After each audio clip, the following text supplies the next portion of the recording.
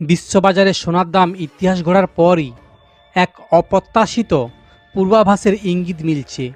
প্রথমবারের মতো প্রতি ১০ গ্রাম সোনার দাম $400 পৌঁছেছে।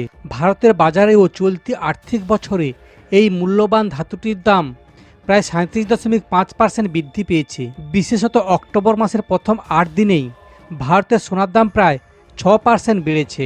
তবে বাজার বিশেষজ্ঞরা এখন বলছেন, এই আকাশছোঁয়া দামের পর শীঘ্রই সোনার বাজারে বড় ধরনের দরপতন দেখা যেতে পারে। বিশ্ববাজারে সোনার দাম বাড়ার পিছনে বেশ কয়েকটি কারণ রয়েছে।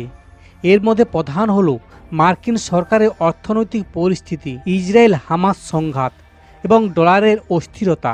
এই পরিস্থিতিতে ডলার সূচক 2 মাসের মধ্যে 99 স্তরে পৌঁছেছে। বিশেষজ্ঞরা মনে করছেন, এই পরিস্থিতিতে বিশ্বব্যাপী সোনা ও রূপার বাজারে বিনিয়োগকারীদের জন্য লাভের পরিমাণ তৈরি হতে পারে, কিন্তু এর মধ্যেও সতর্কবার্তা রয়েছে।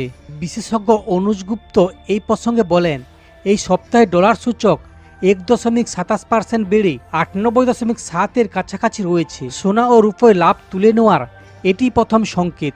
আমেরিকার অ্যালগরিদম বিশেষজ্ঞ নিগম আরোরা এই সুরে সতর্ক করেছেন। তিনি বলেন, সোনা এখন অতিক্রিয় অবস্থাতে রয়েছে, এর ফলে খুব শীঘ্রই দাম কমার পরিস্থিতি তৈরি হতে পারে। তার মতে, মার্কিন সরকারের শাটডাউন সিদ্ধান্ত, কেন্দ্রীয় ব্যাংক ফেডারেশন রিজার্ভের ট্যাক্স নীতিতে পরিবর্তন না আসা এবং বন্ডের মুনাফা বৃদ্ধি, এগুলি সোনার দাম কমার মূল কারণ হতে পারে। বিশ্বজুড়ে ফ্রান্স, জাপান সহ বিভিন্ন দেশে বন্ড ইল্ড বৃদ্ধি এবং নতুন সরকারের অর্থনৈতিক পরিকল্পনা কার্যকর হওয়ায় প্রত্যাশা ও সোনার দামে পতন ঘটতে পারে বলে মনে করছেন অনেকে। এই পরিস্থিতিতে ভারতীয় বিনিয়োগকারী এবং গহনা ব্যবসায়ীদের সোনা ও রূপোর বাজারে শীঘ্রই আসতে চলা এই দরপতনের জন্য প্রস্তুত থাকার পরামর্শ দিয়েছেন বিশেষজ্ঞরা। তবে এই পতন সাময়িক কিনা সেই নিয়ে নজর থাকবে সকলের।